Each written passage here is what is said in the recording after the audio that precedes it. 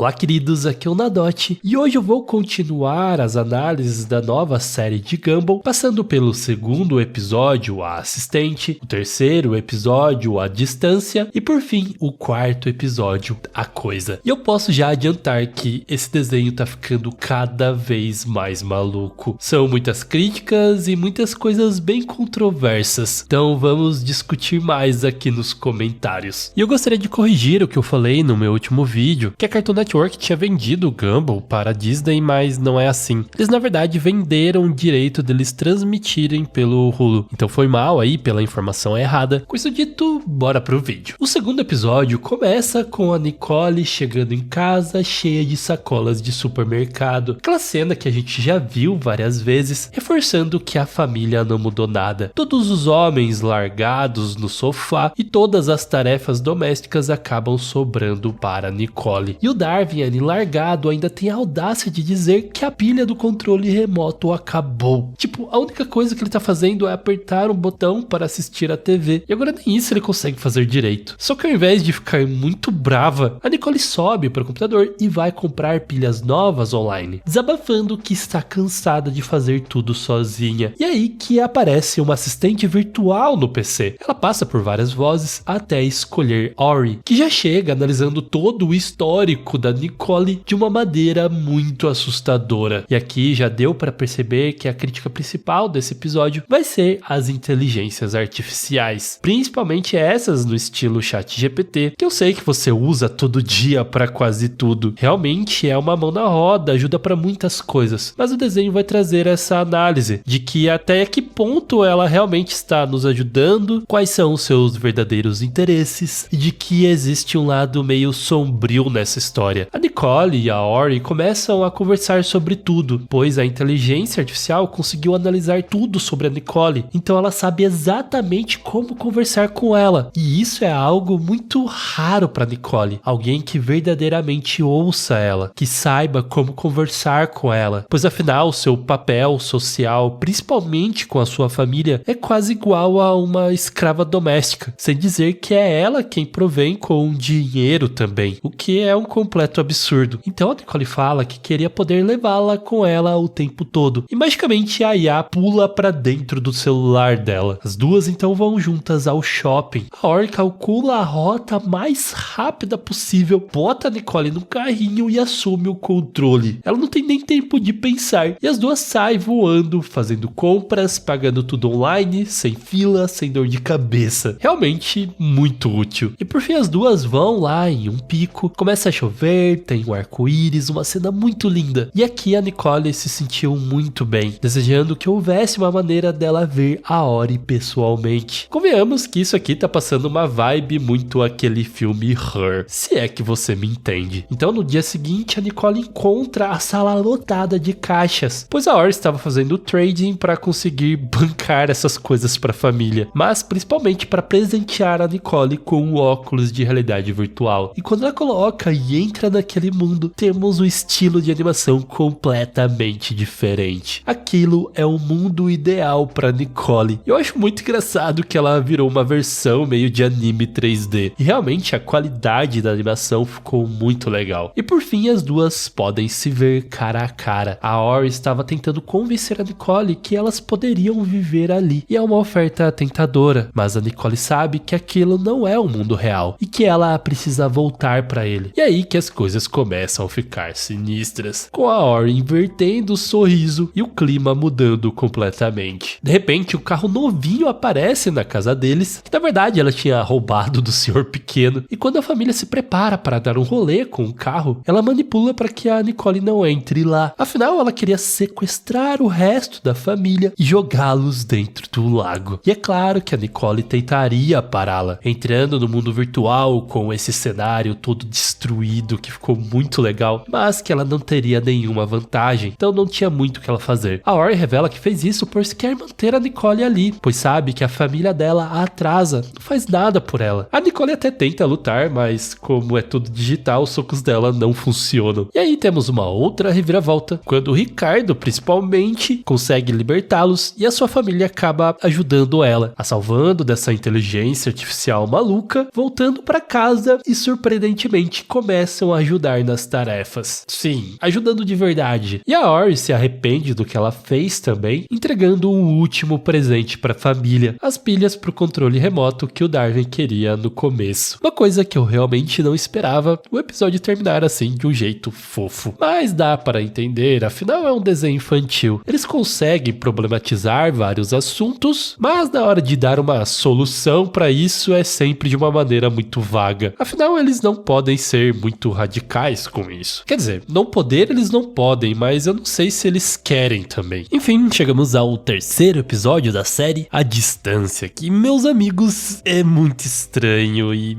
enfim. O episódio começa com o Gumball e o Darwin sendo chamados pelo Ricardo para tomar café da manhã, e os dois estão extremamente grudados. Começam a alimentar um ao outro, jogam até água da boca de um pro outro, e até comida igual o passarinho é envolvida. Claro que é uma forma exagerada que o episódio colocou ali, o tema central deles serem muito unidos, só que quando eles exageram alguma coisa, eles não estão de brincadeira. É realmente feito pra você ficar desconfortável. E essa é a mesma reação de toda a família. E quando eles fazem uma espécie de comprimento que acabam criando um choque pelo bumbum, isso é a gota d'água. Eles decidem criar um quarto só para o Darwin lá no porão. E a melhor parte, um aquário do tamanho decente. O Darwin gosta muito da ideia, porém o Gumball fica muito triste. Eles vão dormir separados, mas continuam conversando pelo telefone. E uma cena que é no mínimo estranha, mas sendo realista, é na verdade bem problemática. Pois eles ficam ali conversando em uma tensão que parece de um casal mesmo. Chegando ali no limite mesmo da coisa. E eu acho que Gumball gosta de brincar com essas provocações, testando realmente um limite de até onde eles podem criar um humor. Mas enfim, no outro dia, o Gumball tinha passado a noite inteira acordado tentando ligar pro Darwin sem parar, pois ele ficou completamente obcecado. Ele inclusive acaba criando uma versão do Darwin com suas escamas mortas de peixe. E se não fosse bizarro o suficiente, ele ainda cheira o negócio. E aqui temos uma referência muito inusitada ao Clube Penguin, com Gumball dizendo que encontrou as suas antigas contas. Eu realmente achei muito legal essa referência, pois eu acho que na série antiga eles referenciavam muitas coisas desse tipo, mas eram coisas um pouco mais velhas. E a gente pode ver que nessa série eles fazem referências a coisas um pouco mais recentes. Mas enfim, tudo isso mostra que o Gumball estava surtando de verdade. Ele virou realmente um maluco obsessivo, pois o Darwin não contata mais ele por um bom tempo, e quando ele finalmente consegue ligar para ele, ele diz que está ocupado com outras pessoas. E tem essa cena que o Ricardo quer usar o telefone, e aí a gente vê ele pedindo para colocar ele de volta na espera, pois ele gosta de ficar dançando ao som da musiquinha. Nisso o Gumball já estava fora de si. E para piorar, quando ele contata o Darwin pela câmera, ele vê o Tobias e o Banana Joe junto com ele. Ele se sente traído porque o Darwin nem chamou ele. Mesmo o Darwin tendo o direito de ter outros amigos, o Gumball não consegue entender isso. Quando a ligação falha, o Gumball encara isso como um término. Tipo um término de relacionamento real. O que fica ainda mais estranho toda essa história. E aí ele encontra outro usuário no PandaChat passando pela mesma situação. O Leonard Daniels, que também foi deixado de lado pelo colega de quarto. Ele começa a dar uns conselhos bem duvidosos, o que deixa o Gumball completamente psicótico. Então corta para uma cena em primeira pessoa com ele rastejando até a janela do porão. Quando os outros saem do quarto, ele invade e começa a destruir tudo. E aí a gente descobre que o Darwin e os outros estavam na verdade organizando uma surpresa pro Gumball esse tempo todo. Enquanto ele estava lá surtando, os outros estavam preparando um cantinho especial só para ele, onde ele poderia passar mais tempo com seu irmão e até mesmo dormir ali se ele quisesse. O Darwin então vai confortar ele, e ele explica todo o seu sentimento, achando que eles tinham terminado. Mas o Darwin explica que o problema era a distância, e o plano dele era exatamente reduzir isso, criando espacinho dentro do quarto novo para eles passarem tempo juntos. O Gumball tinha entendido tudo errado, pois o que ele estava planejando era incriminar os três por destruição de propriedade para que todos fossem presos juntos. Assim, ele e o Darwin compartilhariam uma cela de prisão para sempre. Sério, esse desenho é muito maluco. Ainda mais que o Darwin responde que isso foi a coisa mais romântica que já ouviu. Meu Deus, onde isso vai parar? A Nicole então aparece justo na hora que eles vão fazer aquele negócio com o bumbum de novo, e isso acende o gás que tinha vazado com a destruição do Gumball, causando uma explosão explosão que destrói o telhado da casa. Chegando os bombeiros, a polícia, uma verdadeira bagunça. E no fim aparece um tal de Clawfan no Panda Chat, que parece ser o colega de quarto perdido do Leonard. E o Gumball e o Darwin acabam voltando a compartilhar o mesmo quarto. Ou seja, o aquário novo do Darwin durou um total de 0 dias. Coitado. E aí chegamos no quarto episódio, A Coisa, que começa com a Nicole fazendo 1000 coisas ao mesmo tempo na cozinha, até que a avó do Gumball liga, aparecendo num ângulo bizarro. Ela avisa que vai jantar com eles aquela noite e sem querer ativa um monte de filtros na chamada. Um outro exemplo de como eles estão trazendo humor um pouco mais recente também. A Nicole então lembra o Ricardo daquela coisa que eles combinaram,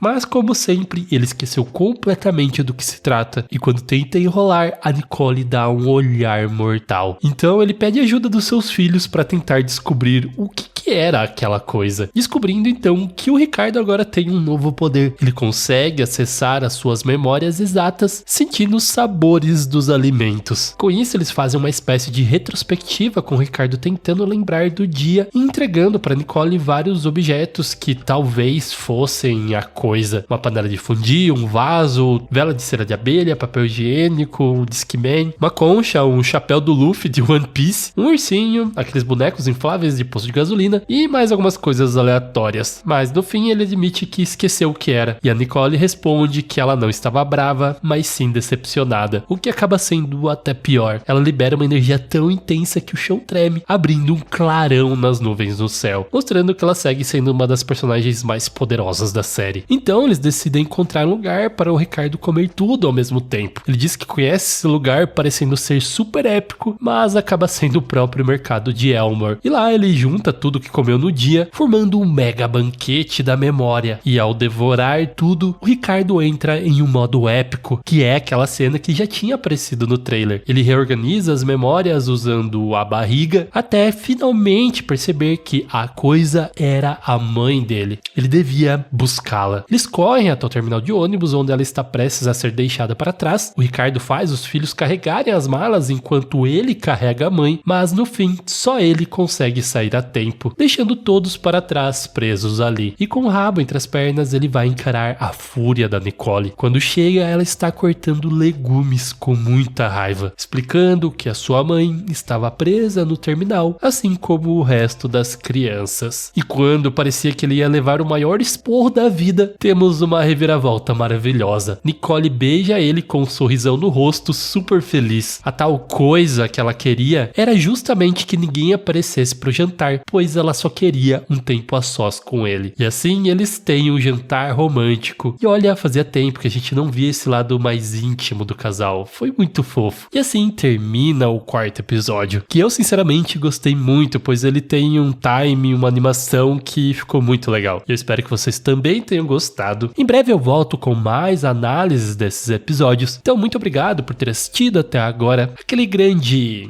beijo no seu coração de melão e tchau!